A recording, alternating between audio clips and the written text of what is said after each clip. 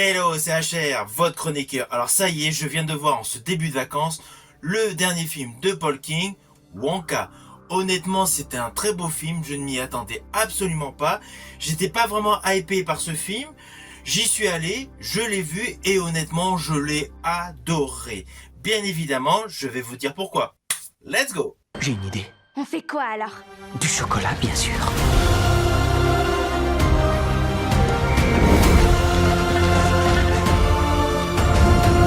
Sauf qu'il peut!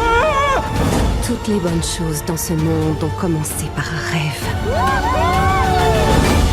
Alors ne renonce pas au tien.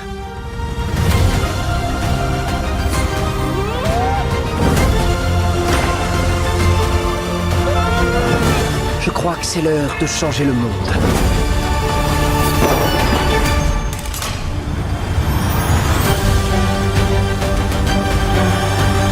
Alors je vous le dis d'entrée de jeu, le film est extrêmement bien, il est extrêmement beau. Alors par contre, je tiens à vous prévenir, pour ceux qui ne le savent pas, ce n'est pas un film classique. En fait, c'est un film qui fait comédie musicale. Il y a énormément de chansons dans ce film. Cependant, elles sont extrêmement belles.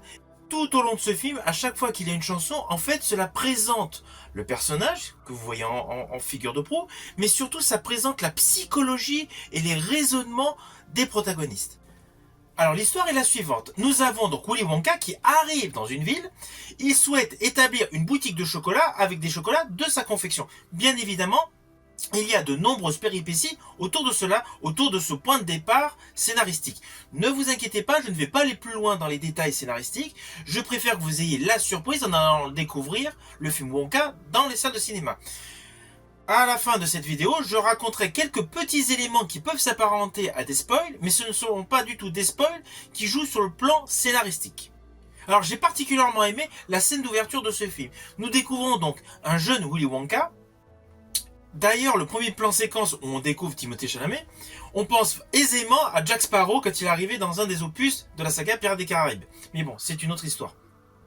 Là, au fur et à mesure de sa chanson, il bouge donc dans le bateau, il se prépare, il y a des petites anecdotes, il accoste donc au port de cette belle ville et il va en direction donc des grands chocolatiers. Là, devant une bâtisse, devant une boutique, on a tout de suite une interface avec des couleurs chatoyantes, un monde féerique, bref, au plan précédent.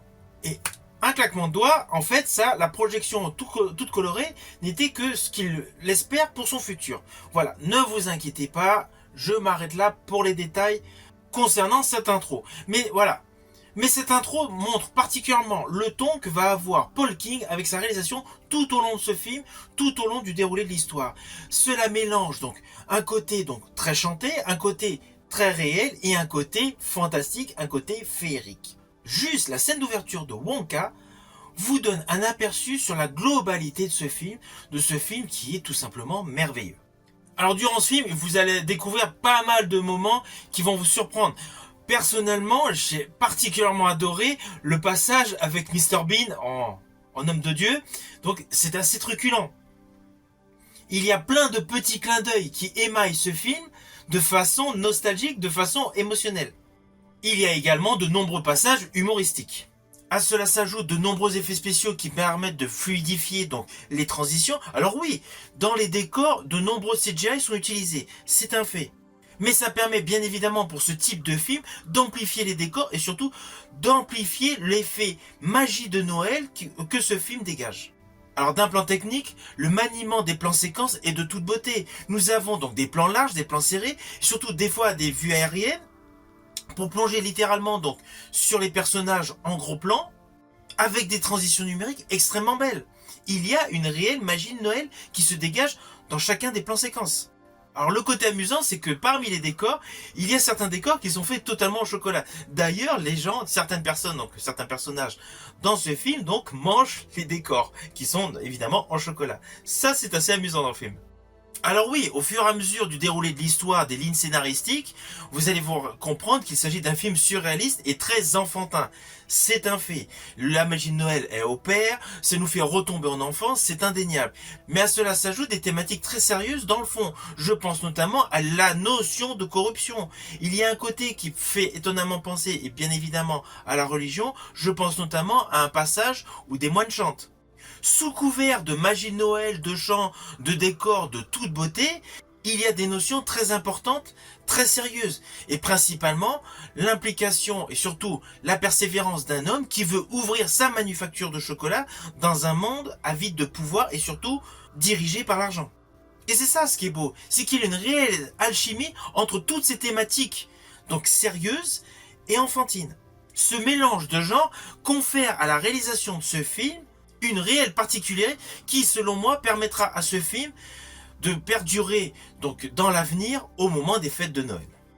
Alors évidemment, avec le personnage de Willy Wonka, tout le monde a en tête donc Johnny Depp dans le Charlie et la chocolaterie de Tim Burton de 2005. Willy Wonka est un chocolatier.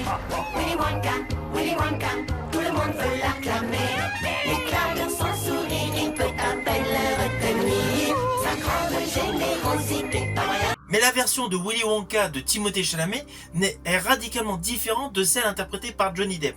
On est plus dans un style qui pourrait être l'origin story, donc, du personnage de Willy Wonka, interprété dans le film Charlie et la chocolaterie de 1954.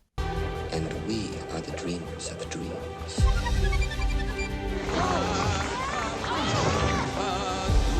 How did you like the chocolate factory, Charlie?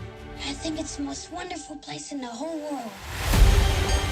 All aboard, everybody. So shines a good deed. Alors à la réalisation, nous avons donc Paul King. Paul King qui a une carrière à la télévision depuis 2004, mais qui a une carrière au cinéma depuis 2009. Alors moi personnellement, j'ai adoré son film Paddington de 2014.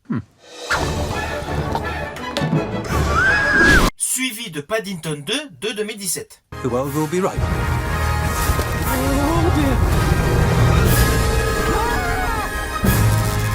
Alors vous avez compris, Paul King aime mélanger les genres, fantastique, émotion et thématiques sérieuses, thématiques sociétales. Et dans les Paddington, il avait parfaitement démontré dans le 1 et dans le plus 2. Bien évidemment, dans Wonka, on va dire que c'est le meilleur amalgame qu'il a pu faire de toutes ses thématiques favorites, avec bien évidemment le côté effets spéciaux, le côté magie de Noël qui a pris largement le dessus. Et sachez pour la petite histoire que Paul King est en train de réaliser un 3e opus des aventures de Paddington. Ce sera Paddington au Pérou et ça sortira en 2024. Ça, c'était pour la petite histoire. Alors l'interprète principal de Willy Wonka, bien évidemment, c'est Timothée Chalamet. Alors Timothée Chalamet est un franco-américain. Il est né à New York, donc il a vécu donc toute sa jeunesse à New York.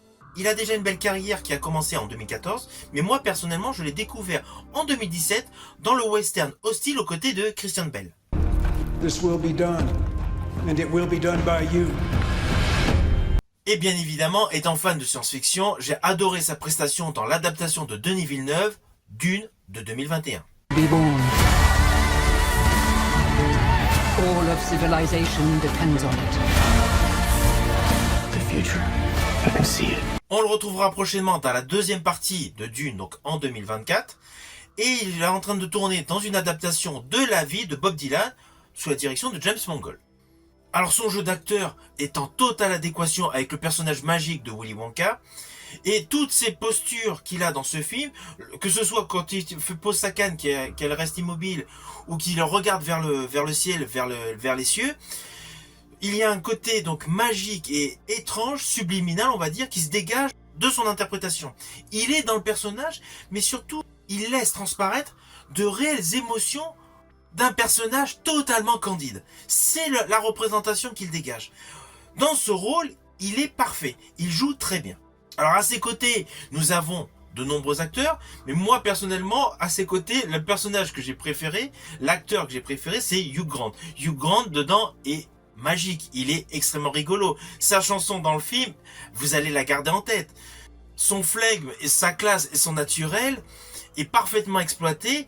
C'est un très grand acteur et il le démontre une nouvelle fois. Quant aux différents méchants que vous pourrez découvrir dans ce film, alors oui, ils ont un côté très caricatural, c'est indéniable. Mais c'est logique, dans ce type de film, on veut bien des méchants caricaturaux. C'est une chose que tout aficionados du cinéma adore dans ce type de film. Alors dans ce qui suit, cela s'apparente à des spoils. Mais ce n'est pas des spoils de grande envergure. Il y a tout d'abord dans la partie spoil, des éléments visuels. J'ai particulièrement aimé le passage où Timothée Chalamet, donc en Willy Wonka, donc marche sur l'arbre tout en chocolat dans sa boutique en chantant.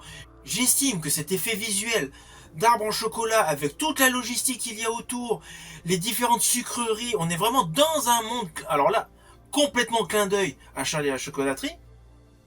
Cette séquence, je l'ai particulièrement aimée. Et l'autre élément qui s'apparente à un spoil, c'est que j'ai particulièrement aimé le personnage de la petite fille, avec bien évidemment la très belle scène de retrouvailles à la fin du film. Enfin, vers la fin du film, parce que juste après, il se passe quelque chose. C'est extrêmement émouvant, vous êtes obligé d'avoir une petite larme aux yeux. Le côté émotionnel atteint son paroxysme à ce moment-là. Ah oui, un petit détail important. Restez pendant le générique. Pendant le générique, il se passe des petits détails.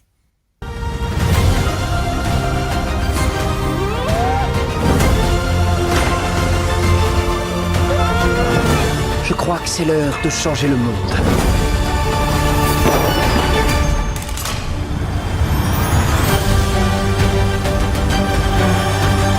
Alors au final, c'est un très bon film pour les fêtes de Noël.